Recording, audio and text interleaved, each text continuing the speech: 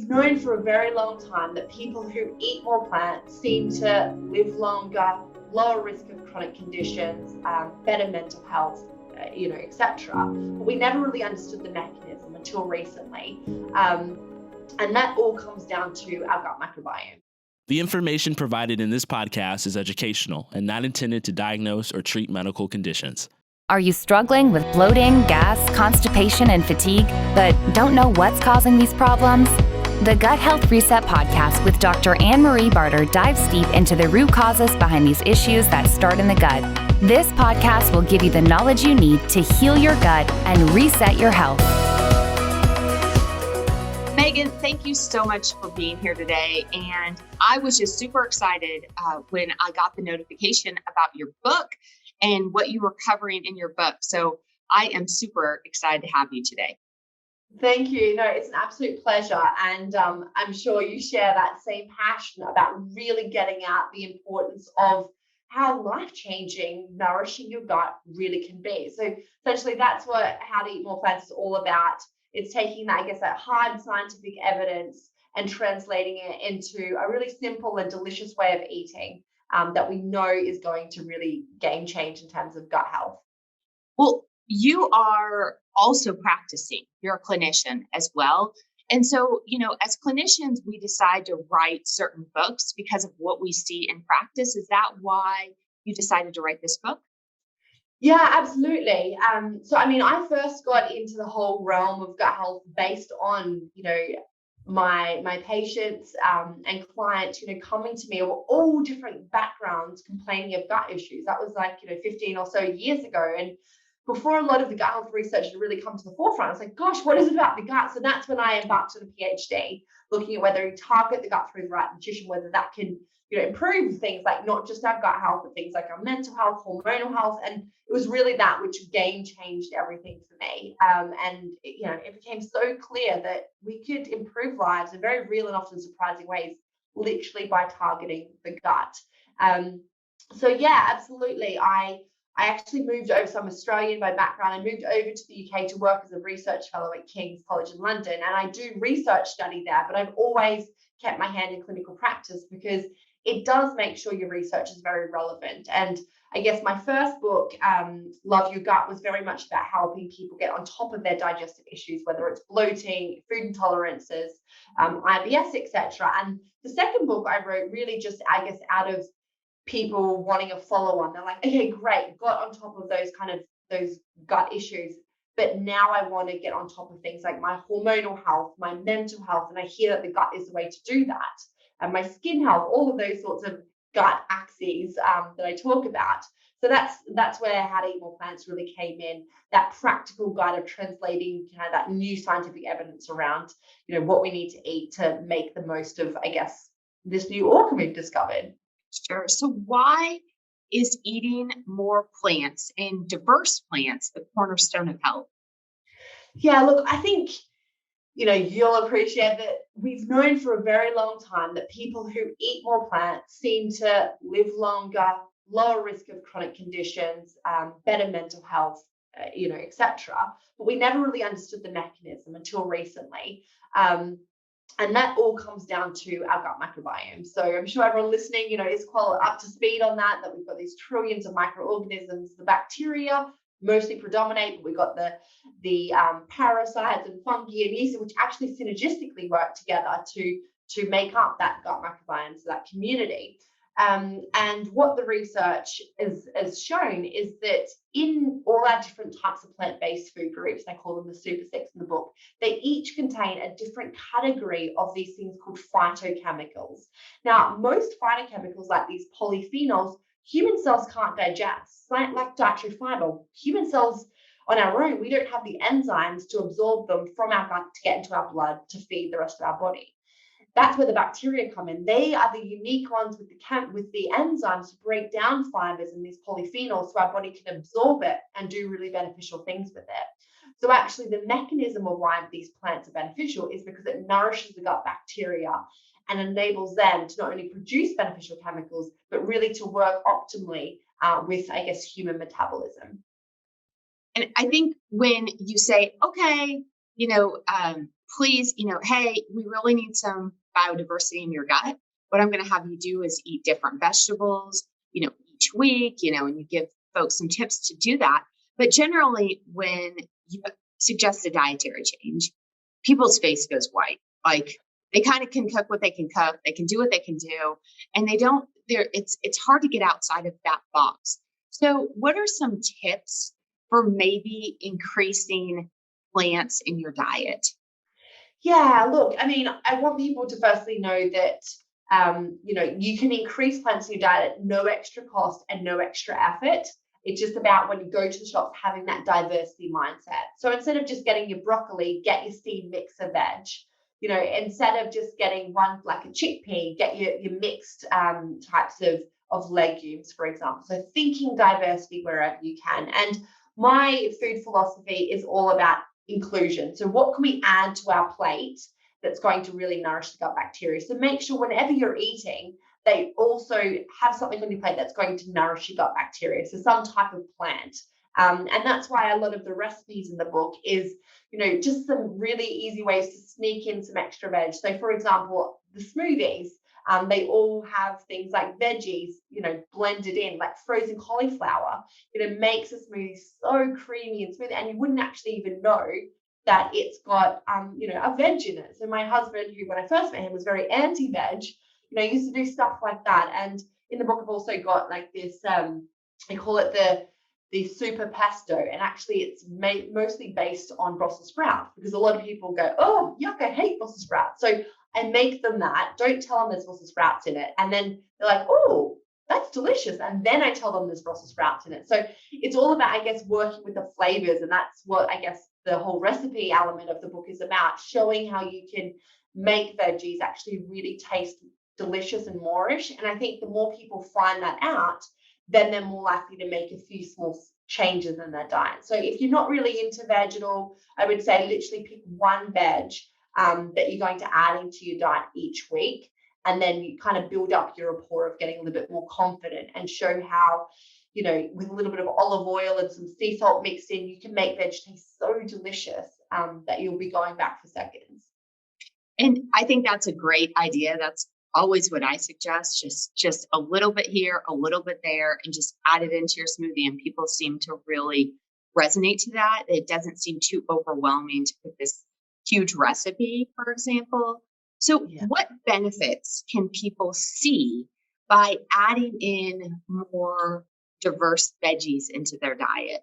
Yeah. Look, Anne-Marie, just on that point around the taste component, because I think that is another barrier for a lot of people. And in the book, I talk through some case studies of some of my clients who, came to me going, look, I know there's so many health benefits attached to plants, but I just don't like the taste. And I think it's important to highlight the science, which shows that if we slowly start to increase more plants in our diet, even if it's sneaking them in initially, actually our oral microbiome changes, the bacteria in our mouth changes, and that can change our taste perception. So after about 4 weeks, actually, we can start to crave plants more. And our taste buds actually turn over every 10 or so days. So there's a lot of science that goes into that. So people are going, oh, but I just don't like a certain type of veg. I say sneak it in initially and you'll watch the magic. Your taste buds will change. It's like, when you're young, you hate the taste of coffee and olives and dark chocolate or even wine. And now we kind of love it and crave it. And that's just because we kind of let our taste buds evolve by having small amounts and adjusting to it. But sorry, I just wanted to make that slight deviation because I hear it all the time and I want to kind of myth-bust that. Or give people, I guess, empower them with the information that if they make slow changes, it will, their taste buds will catch up with them.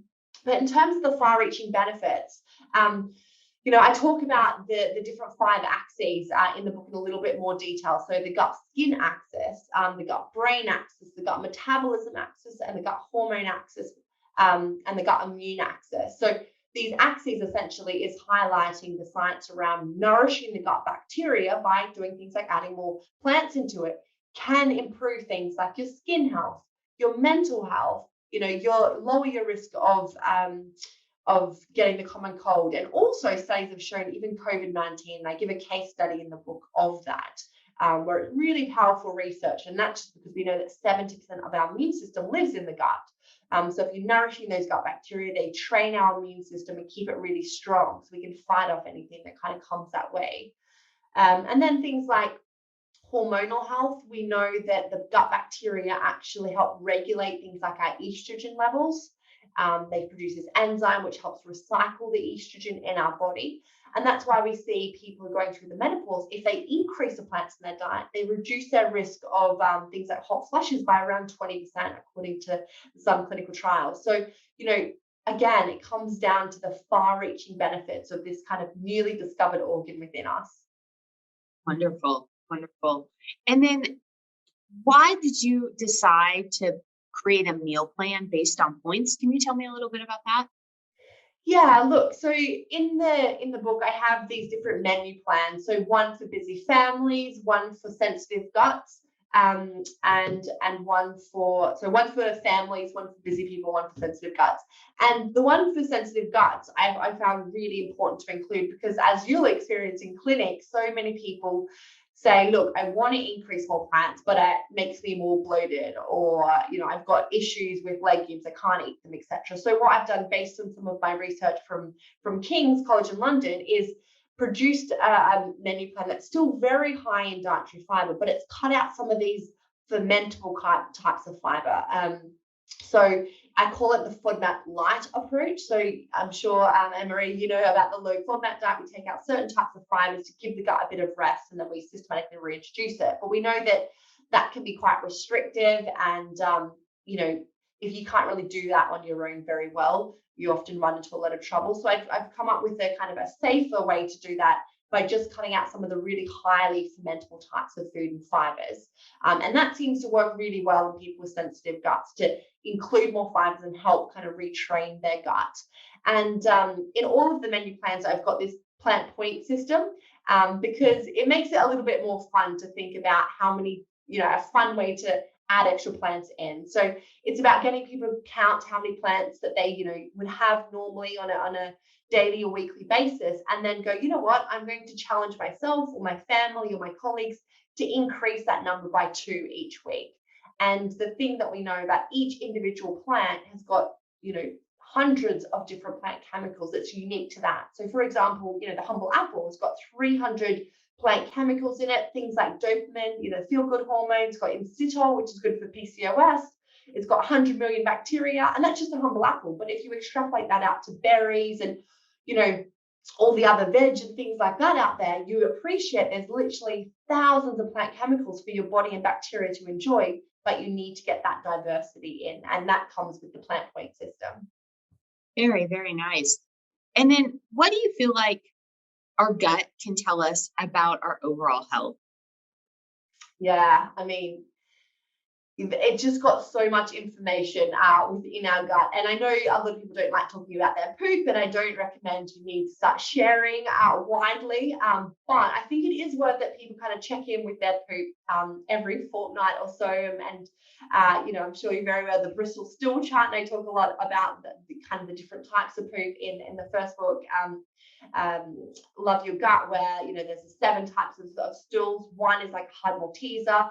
7 is like a liquid smoothie. What we're aiming for is a type 3, 4, or 5 is kind of what's healthy. And then the frequency, it's anywhere, according to like what the general guidelines is, anywhere from minimum of 3 times a week up to 3 times a day. If you're outside of that normal, then definitely worth kind of seeing a healthcare professional and investigating that, and in terms of the color and all that sort of stuff. So it does actually provide us with a lot of information.